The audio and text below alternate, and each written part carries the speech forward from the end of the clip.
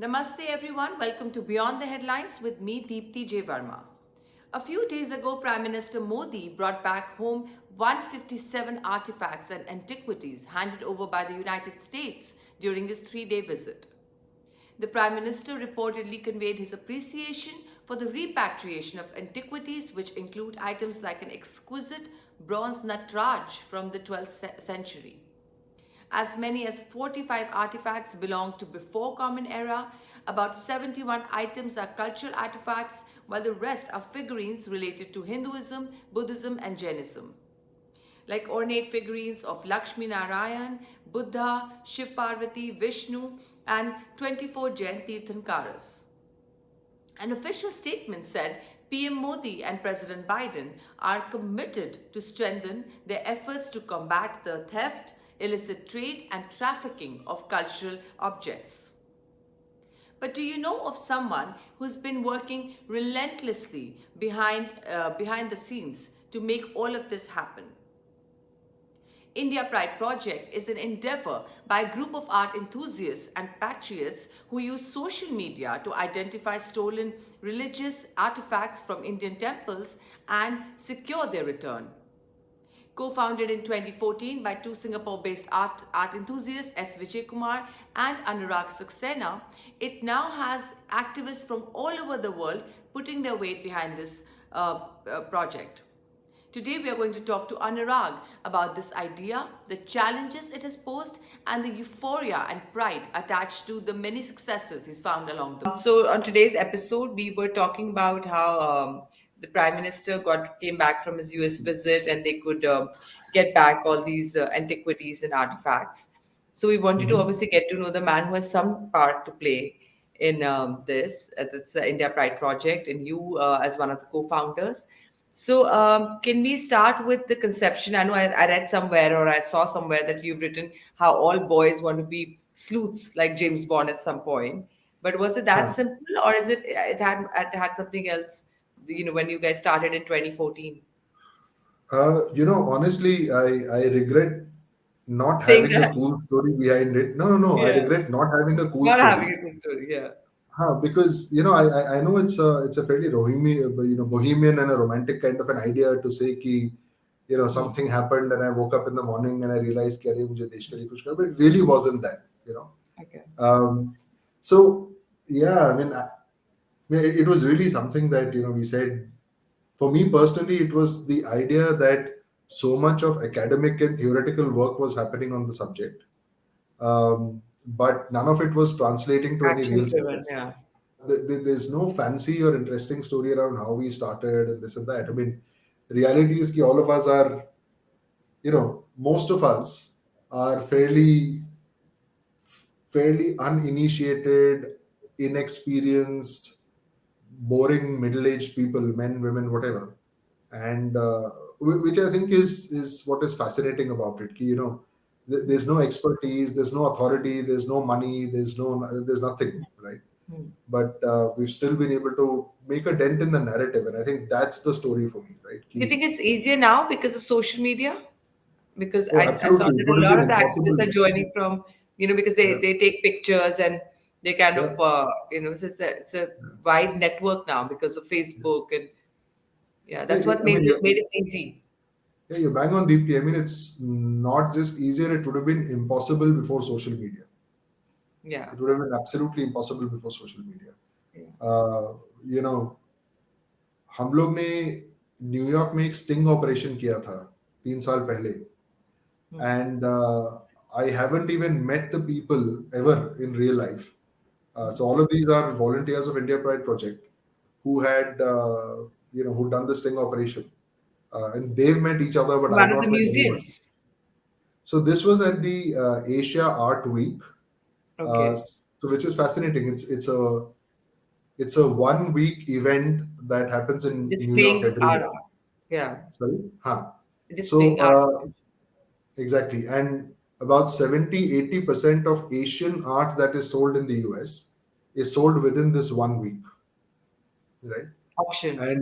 And a year before that, the Homeland Security guys had conducted a raid each day of the Asia Art Week, at Christie's and Sotheby's and what have you, and they had discovered questionable art being sold and heritage being sold. So the next year, these guys had gone all underground. They were selling unlisted heritage and this and that, and we made sure ki our team is there, and all that So was made possible is that only the because only way to do it? Like basically find out where these auctions take place because it's very difficult to recover it from private buyers, right? you see, recovery is a more complicated process because these are public artifacts, most of them, right?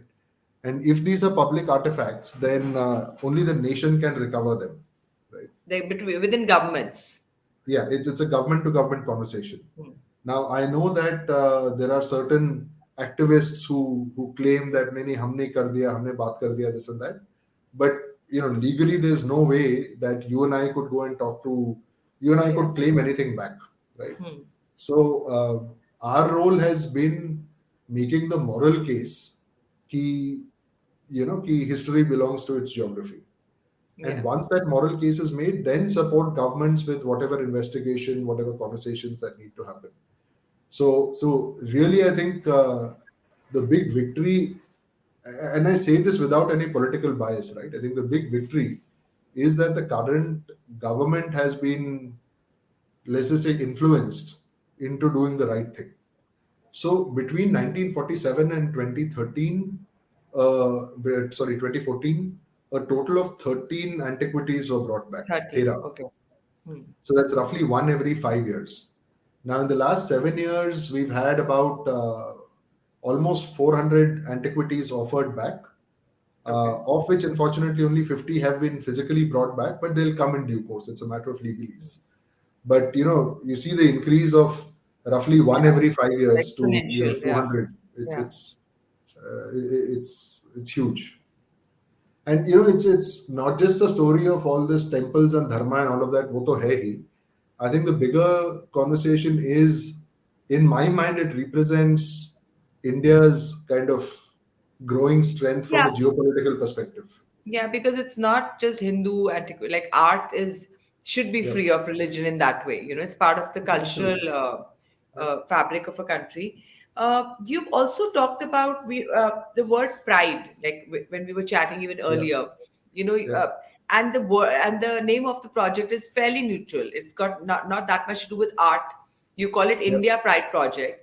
So now correct. it can kind of spill over to other spheres of life. You think that we need to reclaim just the Indianness, depending, like it could be any field.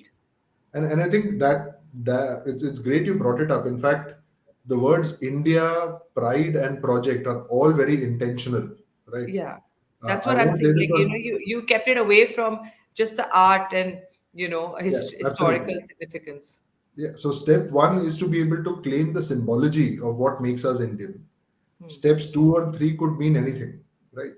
Uh, so the whole idea was to reverse cultural appropriation, Hmm. starting with the appropriation of physical objects. But then there's all sorts of appropriation happening. Yeah? I mean, there's chicken tikka being touted as Yeah, a British dish. I see no reason why it should be. hmm. You know, That's true. but And also, yeah, so sorry. so are you now driving that conversation as well? Because it's beyond just the material objects. It has to be a larger umbrella. See, I think at this stage we are driving the moral conversation around. See, outside of India, I would call it white privilege, right? So it's Ki- not just theft. You are talking about colonization and what it does to the indigenous people. Yep, absolutely. What it does to both sides, the Yeah. sense of entitlement and the whatever Privilege. the privilege on that on Yeah. one side, Hmm. and the sense of trauma and almost PTSD on our side locally. I Yeah. mean, Yeah. we grew up feeling weak and Inferior. inadequate. Yeah, we grew Inferior. up Yeah. feeling inferior, Yeah. right? And I mean, and inferior is the word. That is what we need to reverse. And Yeah. our project is just a way of saying कि नहीं, we are not inferior anymore.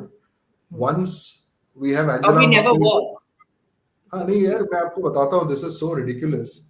आज से 15-18 साल पहले Manmohan Singh stood in a queue right, between the prime ministers of Afghanistan and Namibia, right? Okay. He stood Hmm. in queue while the German Chancellor Helmut Kohl walked past, shaking everybody's hand one after another, right? Imagine your head of state, your prime minister, Yeah. waiting in queue just to shake hands with Yeah. his counterpart, right? They're equals, right? Yeah, they're equals. Yeah, and now you have Angela Merkel going up on stage with Modi, Yeah. apologizing and giving back a murti that Germany had stolen from India. Yeah. You see how it reverses the sense of inferiority that was so internalized even amongst Manmohan Singh, even within Manmohan Singh. Right? I mean, I know you don't want to take complete credit for it, but this conversation did start with India Pride Project, you think? Or, I mean, or you were also part of, something that was going on from before? You see, this conversation really started with. So let me put it this way, right? ये जो मुद्दा था before I started IPP, this was a very academic मुद्दा. So Yeah. इसमें professors or PhDs or historians वगैरह discuss करते थे. This And was but never really. Sorry. I mean, it was discussed and never done much about. Exactly. But what happened incidentally, and this is, divine intervention. 3 4 years after I started the project, you had this film called Monuments Men, which came out, Okay. right? And this was on a bunch about a bunch of Allied forces, American and British soldiers, Hmm. trying to recover Jewish art that Hitler had stolen, Oh, right? yeah. Yeah.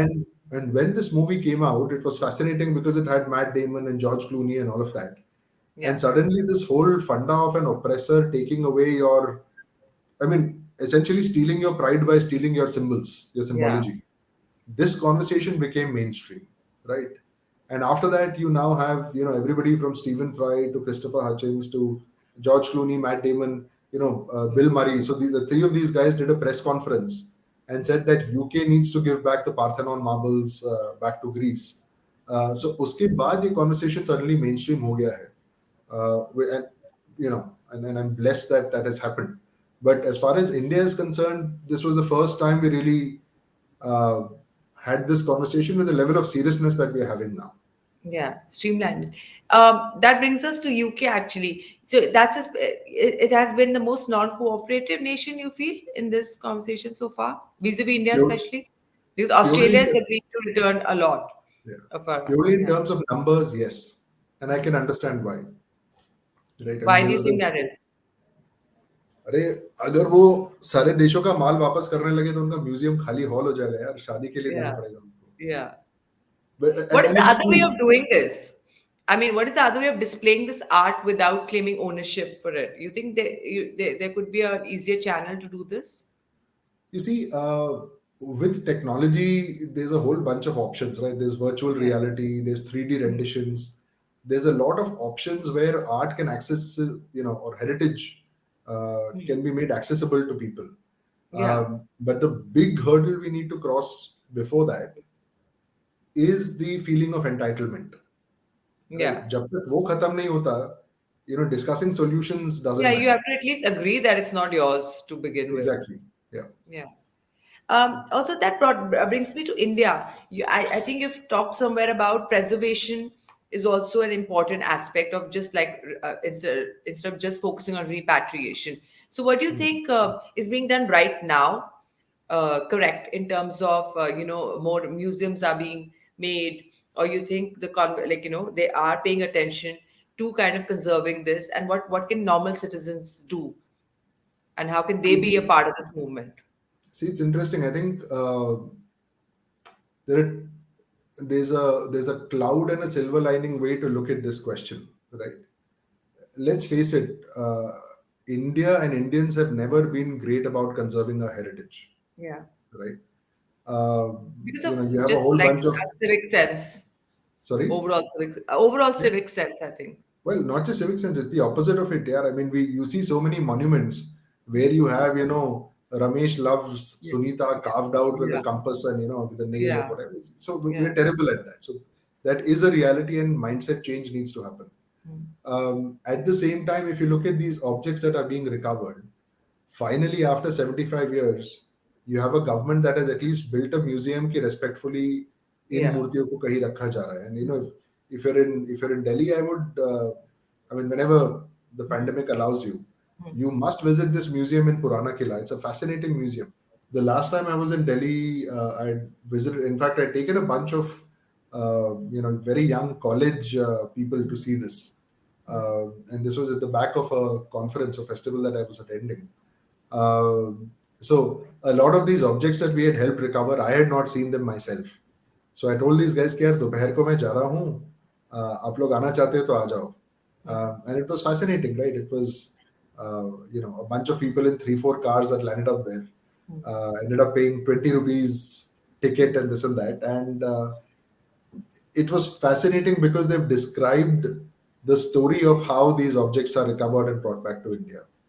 And you have these objects there with their, okay, this used to be in Patan in Gujarat, then it was stolen and Okay. it was smuggled out to Hong Kong, and then it got sold here and then brought back. So it's Like a the whole huge sense of, story. yeah, the whole Yeah. story. So the yeah, it helps reverse the inferiority in a very significant way. And also, I think encourages you to continue on this path. Yeah, But absolutely. I'm sure it's like very rewarding to see that. It didn't Right. click. For the first many years, it didn't click, and Why is that? What were the challenges then? I think anything you try for the first time will be met with a little bit of resistance, right? And of course, there is teething trouble. जब तक business case prove नहीं हो जाता. I mean, if we were to set up a restaurant today, Deepti, you and I, we could put our brains together. You think it's because like when you did talk to you're saying politicians from various, do you think it's like it kind of hurts the egos that why don't we do this? Why don't we become the face for something like this? Why are Honestly, regular people doing this? no, honestly, I don't think it was that. Okay. I genuinely think from an anthropological point of view, India was not at a stage where we would worry about things like art and heritage. I think that's the honest truth, Yeah. right?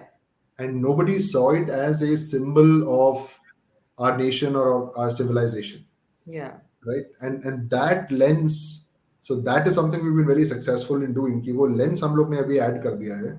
Yeah. Look, boss, these are symbols of our civilization, and if you can't be proud and reclaim your symbols, then how do you reclaim your civilizational values and civilization itself? Yeah, to be And I forward think, looking, I guess you have to have the right roots and yeah, respect those roots, I guess. Uh, okay, so I think any interesting milestones coming up or any interesting people that have joined this movement along that you think it's reached a different scale. Any personal favorite achievement of yours that you'd like to share with us? I think, look, the achievement really, and yeah, I'm just trying to think of how we can make it interesting through a story arc. But I'll tell you, I tend to think very left brain here. So I'm not a very arty kind of a guy, right? So मेरे लिए honestly achievement is कि 10 years back, no politician wanted to touch this issue. Today they do. Yeah. 10 years back, no media cared about this issue. Today, it's not just Organizer and Panchajanya and Swarajya and Op India. It's trending everywhere. Yeah. Yeah, I mean, today we have Washington Post saying Anurag is doing great stuff, right? Or Yeah. BBC or whatever, right? So here you have a so-called left-wing, deeply rooted, Yeah. progressive, this thing like Washington Post, actually writing a positive article about me and my work Yeah. and all of that. So I think the sense of acceptance we've been able to build in a polarized world, to me, that is the big story. Yeah, acceptance on both sides. Yeah. You see, the other cause which I am now very passionate about, I don't know if we will get to talk about it, is this is something that Mohandas Pai and I have started, where you know India seems to be tarnished with a fairly dark brush in terms of its international narrative. Right? India is the rape capital of the world. India is a filthy country, and India Yeah. is And now it's corrupt, undemocratic. and now it's undemocratic, this and that. And a lot of this narrative is peddled through opinion pieces, through Yeah. anecdotal information, right? So And it's we've not started factual. this, it's not factual, exactly. To bring factuality into it, we've started this platform called Data Reveals, where we take these narratives and we just test them empirically based on fact, based on data, So based that's on your official. argument. Yeah. So Huh. instead of using, yeah. Exactly. So we go to the World Bank, United Nations, national, authenticated data from governments itself, and we say कि ठीक है यार आप बोल रहे हो कि India is the rape capital of the world. Let's do a per capita sexual harassment or sexual assaults by country and see where India stacks up.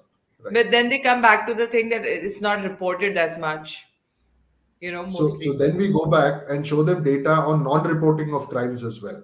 People like us in New India have to be much more confident and I don't know if shameless is the right word, but we have to be shameless about our narrative. I mean, telling our story in our language, with our Yeah. lens, with you know, So you're it's reclaiming that as well now. That's yeah, your new reclaiming project. that as absolutely. Yeah. Seat on the table to be Yeah, seat heard. on the table. Yeah. Yeah. Uh, I mean, it's difficult to value these things, I'm guessing, whatever's come Yeah. back in So terms of money. you see, the act of putting a value on it, in my mind, is criminal to begin with, right? Yeah. I'd said this on a TV show once, and they'd edited it out because it seemed very crude. But I'd said, what price would you put on a Yazidi sex slave? Yeah. How much is a 16-year-old girl worth to you, right? Yeah. The fact that somebody wants to put a number on the price of a woman itself makes them a criminal, right? Yeah. And it is exactly the same thing here. When you look at Yeah. our deities, our gods, our heritage, this was not meant to be a showpiece. This was not meant to be commodity. This was not meant to be traded. And by putting a value on it, in my mind, that's where the act of criminality begins, right? And this theft is still going on. You think there's still a strong channel of selling these Well, it of course is a strong channel, but it's not as strong as it used to as be. it used to be? And yeah.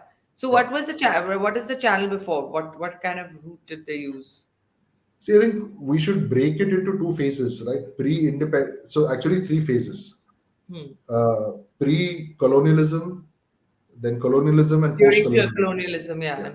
yeah, Now, the invaders that came in pre-colonialism didn't have the cerebral capacity to think strategically.